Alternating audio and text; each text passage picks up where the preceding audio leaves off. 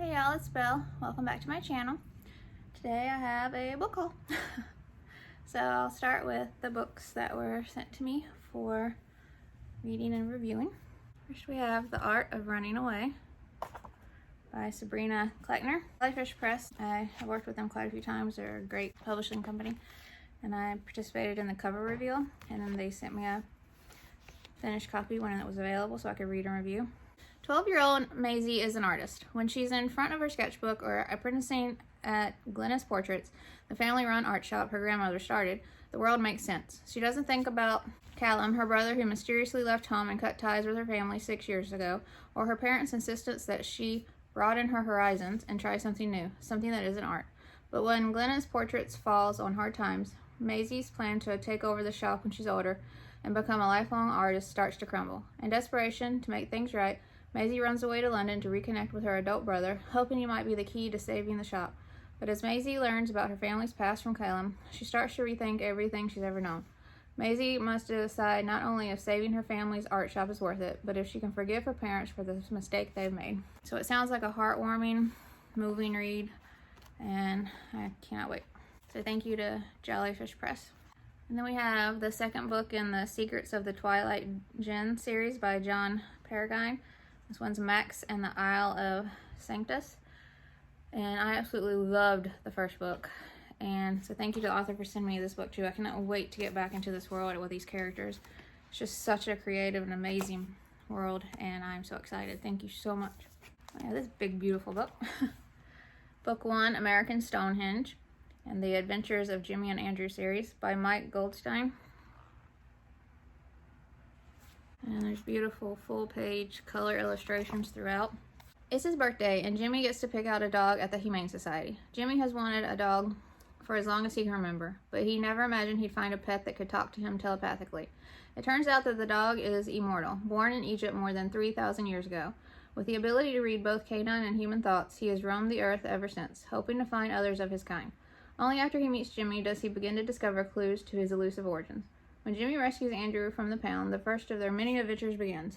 American Stonehenge takes Jimmy and Andrew to the remote forests of northern Washington, where they accompany the boys' archaeologist parents on the excavation of a newly discovered site. The find, a fully intact duplicate of Stonehenge in England, is shrouded in a mystery that Jimmy and Andrew must unravel. How did this Stonehenge come to exist? Why do so many strange things happen around it?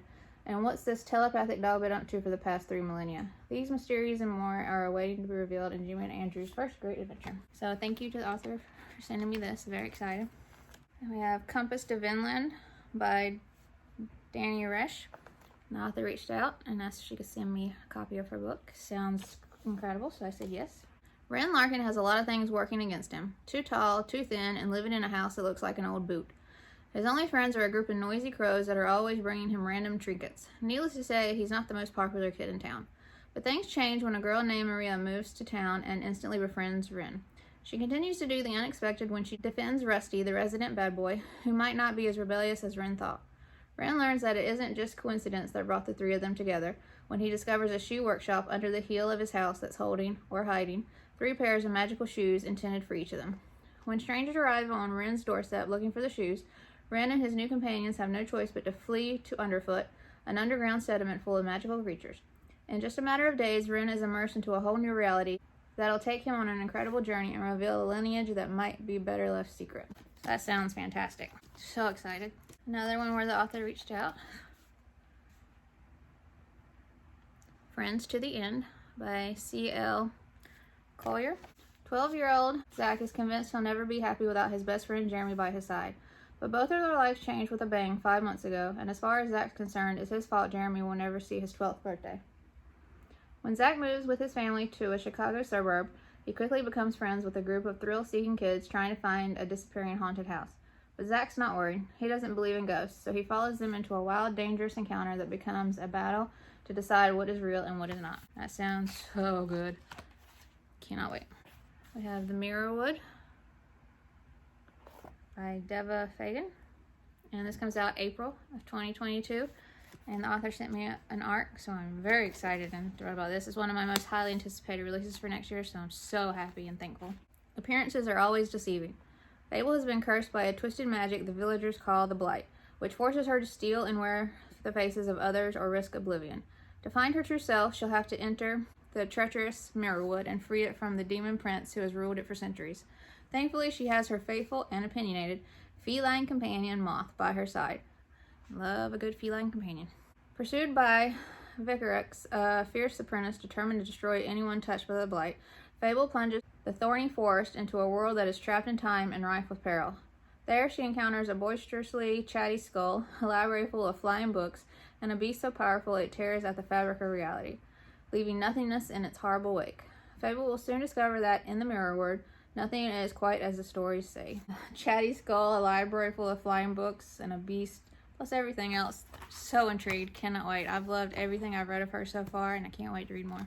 So I think that's all for the books that were sent to me, so thank you very much. And I have one graphic novel, Another Kind, by Cait, May, and Trevor Bream. And the art is just beautiful. Another kind of monster story. Tucked away in a government facility nicknamed the Playroom, 6 not-quite-human kids learn to control their strange and unpredictable abilities. Life is good, or safe at least, hidden from the prying eyes of a judgmental world. That is, until a security breach forces them out of their home and into the path of the Collector, a mysterious being with leech-like powers. Can the group band together to thwart the Collector's devious plan, or will they wind up the newest addition to his collection? Very intrigued by this. Can't wait. And I think this is the only sequel I have. The second in the Clock of Stars series. This is Beyond the Mountains by Francesca Gibbons and illustrated by Riddell.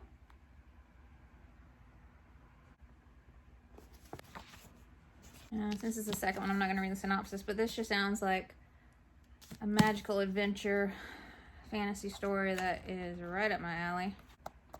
Stunning. Excited for these. On one of my mini searches, I found this book and I was very excited. It's a Mirrorwood series, and this is the first book, The Dark Unicorn by N. Jane Quackenbush. Cover. Narnia, Wonderland, and Oz, all wrapped up in a future lemony snicketish laugh-out-loud classic. That sounds great. The Mulberry Mansion harbors more than one peculiar mystery. Vintage circus freak decor, oddly decorated bedchambers, and sensational sandwiches are just the beginning of the phenomena. Deep within its attic, 12-year-old Cait and her brother Rocco discover an oddly twisted blanket fort, luring them to enter. From within, they uncover an enchanted, ticklish book that sucks them away into the eerie realm of Neverwood. The remarkable land is under an unusual incantation from the wildly wicked, wretched Herodon, and is in need of help only the siblings can provide. But the reluctant heroes doubt their abilities to help against such a fearsome foe. Will Cait and Rocco discover their own powers in order to save Neverwood and its magical dark unicorn and find their way home? So excited. The Lion Above the Door by, I'm going to say this wrong and I apologize, Onjali Q. Raúf. I think that's how you say it. I know the author has several books out, but this is the first one I've bought. It sounded up my alley even more. It just sounded incredible, so I decided to pick this one up. Ever since I can remember, people have always stared at me and my family. Dad tells me it's because we're special, but there's never anyone who looks like us, or my best friend, Zanjita, in my school history books. But this year is different, because on our school trip to learn about the Second World War, I saw my name, my exact name, carved high above a church door, lying beneath a golden lion. I don't know who this other person with my name is yet, but I do know that he was a hero, and that changes everything. In fact, with my help, I think it might even change history itself. I don't know why that got me all teary-eyed, but if a synopsis can do that, I'm pretty hopeful. I don't know much about their other books, but not gonna lie, the cover made me look at this synopsis, and it just sounds like a powerful story and an important one, and I can't wait to read his story. And then we have Carrie's War by Nita Bawden, forward by Michael Morpurgo. And then Jacqueline Wilson blurbs the front saying, a touching, utterly convincing book. It is wartime. Carrie and her little brother Nick have been evacuated from London to the Welsh Hills. In an unfamiliar place, among strangers, the children find little comfort in their new home with strict Mr. Evans and Auntie Lou, his kind but timid sister. When Carrie and Nick visit Albert, another evacuee, they are welcomed into Hepzibah Green's warm kitchen. Although Hepzibah is rumored to be a witch. Her cooking is delicious, her stories are enthralling, and the children cannot keep away. With Auntie Lou, Albert, Hepzibah, and Mr. Johnny, they begin to settle into their new surroundings. But before long, their loyalties are tested. Will they be persuaded to betray their new friends? And this is a Virago Modern Classics, so I'm assuming this is a beloved children's tale if it's a modern classic book. So excited to read this. Sounds incredible. We have Whispering Alaska by Brendan Jones. And like I've said before, contemporary isn't usually my thing, but if one stands out to me like the synopsis, I will pick it up. And this just sounded unique and it just really drew me in. When 12-year-old Nikki finds herself staring up at a 1,000-year-old yellow cedar, she realizes that she and her twin sister Josie must learn to see the world anew. After their mother died 4 months ago, the twins and their father moved from Pennsylvania to a small town in Alaska to be near extended family. Nikki and Josie find the wilderness mysterious and beautiful, a much-needed refuge. The girls have drifted apart, each dealing with grief in her own way. Now as they settle into a new normal, they become involved in a community debate that centers on the very land they are growing to love. For the local adults, livelihoods are at stake and tensions are high. But it's the young people who take the lead, especially newcomers Josie and Nikki, who find a way to speak up for what they believe, reconnecting with each other and with their father in the process. And they hope doing their mother proud. Sounds important, like an important read on so many levels, so many important messages, and I think this will be a great read. And we have Eddie Whatever by Louis Ruby. This just sounds like, this just sounds so heartwarming and charming, like a mystery at the same time, which is always great. With his bar mitzvah on the horizon, 13-year-old Eddie needs to do a community service project, and he needs to start yesterday. Against his better judgment, he ends up with a volunteering gig at Silverbrook Pavilion Retirement Home, where the elderly residents call him Eddie Whatever, so they won't have to remember his last name. Eddie expects his time at Silverbrook to drag, but at least his friend Tessa will be there to keep him company, if he can manage to avoid embarrassing himself in front of her. Soon, though, the seniors upend all Eddie's assumptions. Their lives are full of excitement, with a dramatic courtship unfolding, long-hidden secrets emerging, rumors of a vengeful ghost running rampant, and a thief on the loose. When suspicion for the thefts fall on Eddie, he has to team up with the seniors and Tessa to clear his name and solve the mysteries of Silverbrook. Doesn't that sound fantastic? I'm so excited for this. And this is another case of, I thought it might be YA, and I've always wanted it, but it sounds more like upper middle grade and walks the fine line between middle grade and YA, which I always tend to love, and everybody seemed to agree on Instagram, so excited for that. And this is Witch by Finbar Hawkins. And all it says on the back is, she watches her mother die at the hands of witch hunters, and a desire for revenge burns like fury in her, summoning magic more potent than ever before or since. But Evie has promised to keep her sister safe too. With a storm gathering, she searches for a light in the darkness, a flicker of hope that will guide them to a brighter, kinder world where Dill can dance and they can be free. It just sounds so dark, magical. Sisters, witches, I mean, come on. Very excited. And this is one I saw on the king of middle grade, Bookishly Richie, I think is his channel name.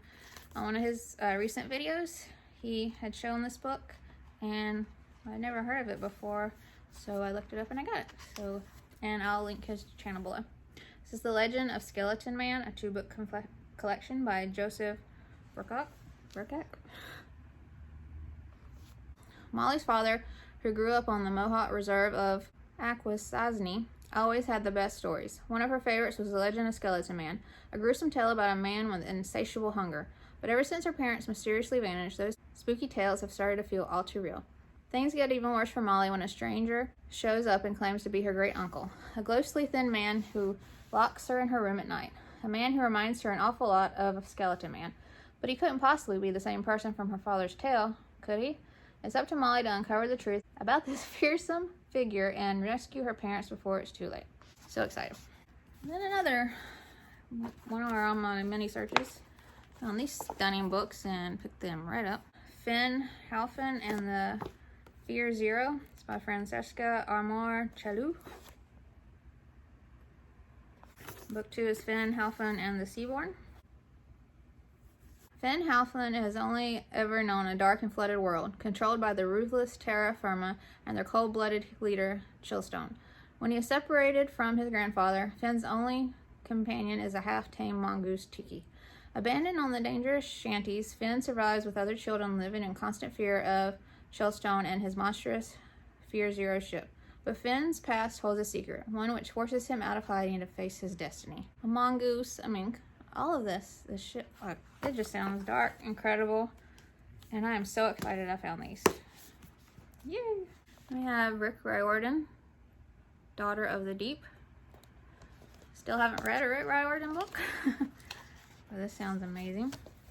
Anna Dekar is a freshman at Harding Pencroft Academy, a 5-year high school that graduates the best marine scientists, naval warriors, navigators, and underwater explorers in the world. Anna's parents died while on a scientific expedition 2 years ago, and the only family she has left is her older brother, Dev, also a student at HP.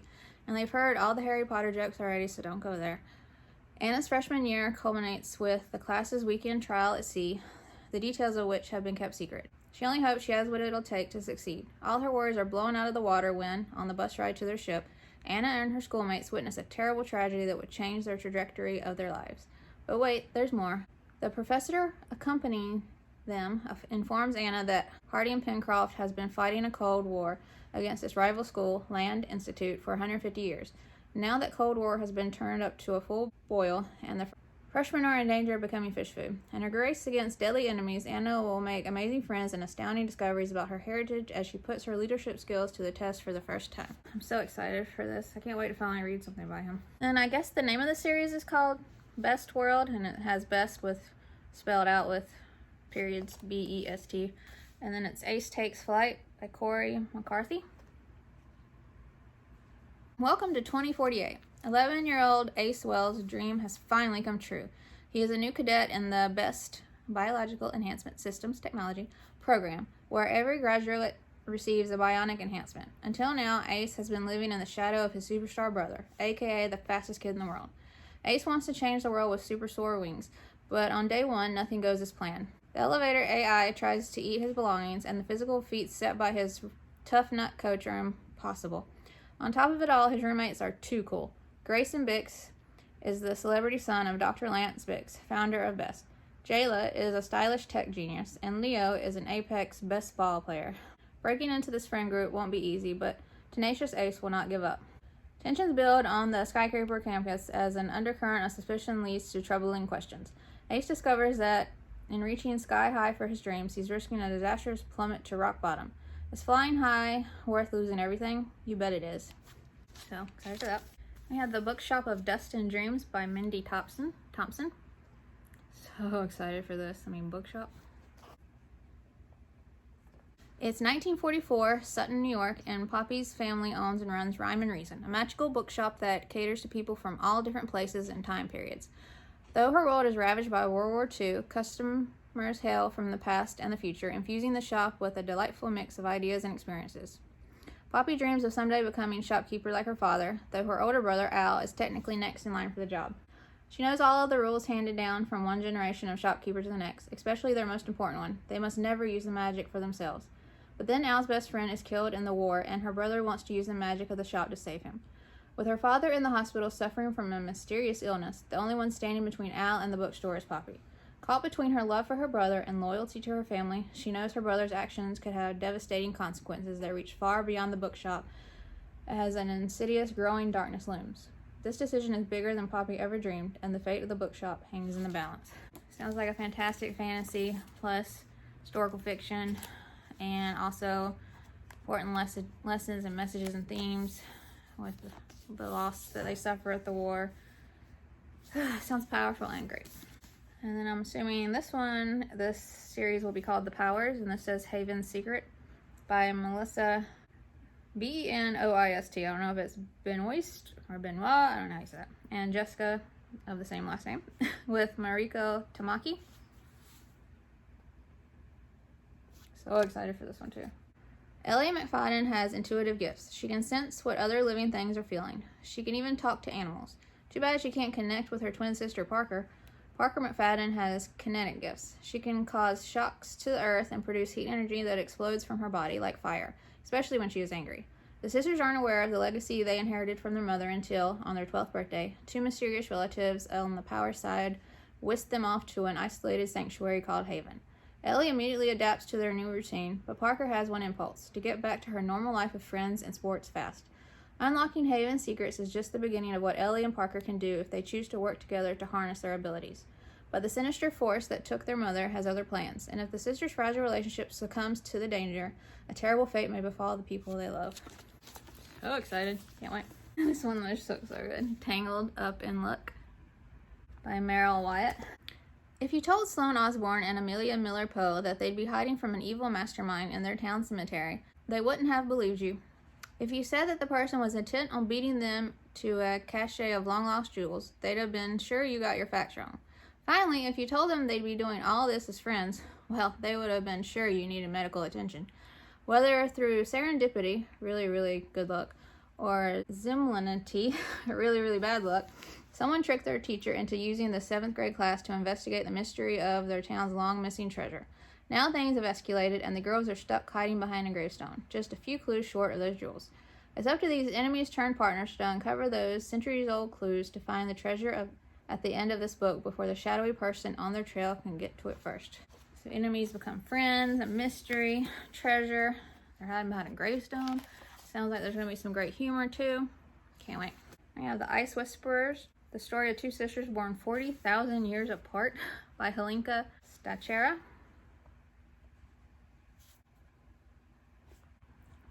Great illustrations, too.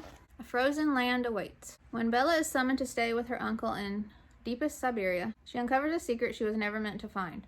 The entrance to an icy land, frozen in time and full of legends come to life. But this magical world is in danger, and Bella may be the only one who can save it. To succeed, she must join forces with the impossible, a long-lost sister she never knew she had, born 40,000 years before. Very intrigued by that. That's an interesting plot, so can't wait. We have Gussie by Jimmy Cajolius. Being a village protector is a big job, but Grandpa Widow makes it look easy. As he performs the daily magical rites that keep their village safe from the Great Doom, Gussie and her dog Cricket follow along, learning the ropes so that Gussie can become a protector herself one day. Then Grandpa Widow is suddenly called away, and Gussie has to step up before she feels ready. On her very first night in charge, a mysterious newcomer arrives in search of shelter, forcing Gussie to break the #1 rule of being a protector. When the sun goes down, keep the gate shut. But not everything in Gussie's village is what it appears to be. And as the Great Doom makes his presence known, and all the villagers turn to Gussie for help, Gussie will have to turn to some surprising allies to save the only home she's ever known. So excited. So intrigued by that synopsis. We have The 13th Hour. Look at that cover.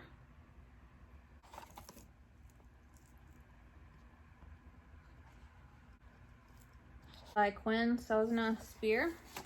For as long as Rosemary can remember, Aunt Jo has been peculiar but kind to her, telling her stories of fantasy worlds she loves to draw.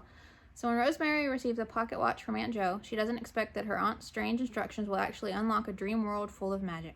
While sleeping, she befriends a trio of outcasts with special powers and joins their war against the ominous tall man and his army of lifeless, magicless drones before waking and living her normal life. After all, exciting as her adventures may be, they're only dreams. But when her bully steals the pocket watch, the line between dream and reality collide as he's sucked into the 11th hour. Now Rosemary must gather magic from all 12 dream worlds to rescue the boy who makes her life a living nightmare. Another one. Very intrigued, and that sounds unique and incredible. So excited. Hey y'all, this is Editing Bell. Coming back in because I got a few more books and I just wanted to go ahead and put them in this video. Second Sleep by Diane Stanley. And I love Joplin Wishing by Diane Stanley, so I'm very excited for this. Mom won't be home for dinner tonight. Dad says it like it's nothing unusual. So Max and Rosie don't worry. But as the days pass with no word from their mom and ominous clues begin to emerge, the family starts to unravel. Enter their grandmother, Mazel, with a plan. She will take Max and Rosie upstate to the old log cabin where their mom spent her summers as a child.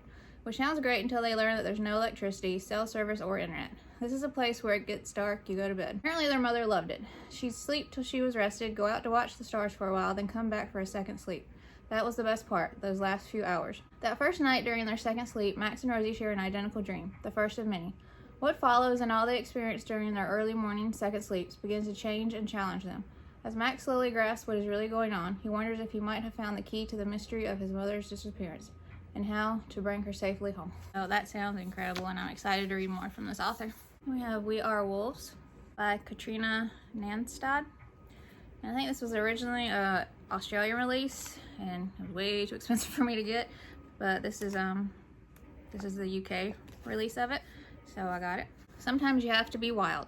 When the Russian army marches into East Prussia at the end of war, the Wolf family must flee. Liesel, Otto, and their baby sister Mia find themselves lost and alone in a blizzard in the middle of a war zone. Liesel has promised Mama that she will keep her brother and sister safe, but sometimes to survive you have to do bad things, dangerous things, wild things. Sometimes to survive you must become a wolf. I love that. So excited. I got The Very Merry Murder Club, 13 Winter Mysteries, edited by Serena Patel and Robin Stevens. Tales from all these authors. If you want to. This just looks like a perfect winter read. The naked hardback. Cover a world of Christmassy crimes, wintry whodunits, and murderously magnificent mysteries. Whodunits, wintry, Christmassy mystery. Yeah, so excited. And then yesterday this came, and I'm so excited. HarperCollins sent this, so thank you very much, HarperCollins. Sometimes they send an email letting you know when a book's on the way, and sometimes they don't. So they didn't about this one, so I had no idea. Give you options, and some of the most anticipated that I picked didn't come, so I didn't know if this was coming or not. But this comes out November 30th, and it's Spell Sweeper by Lee Edward Fody. I'm so excited. It's an anticipated, most highly anticipated release, so I'm so excited this came. There's nothing magical about wizard school, at least not for Cara Moon. Instead of practicing spells and wielding wands, she's on the fast track to becoming a mop, aka magical occurrence purger. You see, when a real wizard casts a spell, it leaves behind a residue called spell dust, and it's a mop's job to clean up the mess. And no one makes more of a mess than Harley Wu. Believed to be the chosen one, destined to save the magical world, Harley makes magic look easy, which make her Cara's sworn nemesis, or it would if she even knew Cara existed. Then one of Harley's spells leaves something downright dangerous behind, a rift in the fabric of magic itself. And when more rifts start to appear around the school, Cara is pretty sure the so-called chosen one isn't going to save the world, she's going to destroy it. So that sounds so unique and so interesting, so intrigued. So thank you so much again, HarperCollins. Okay, back to the video. Hey y'all, editing bell again at a different time. I forgot to do an outro, of course. So I hope y'all enjoyed the video, and I'd love for you to subscribe if you want to. And I will see y'all in my next video. Bye.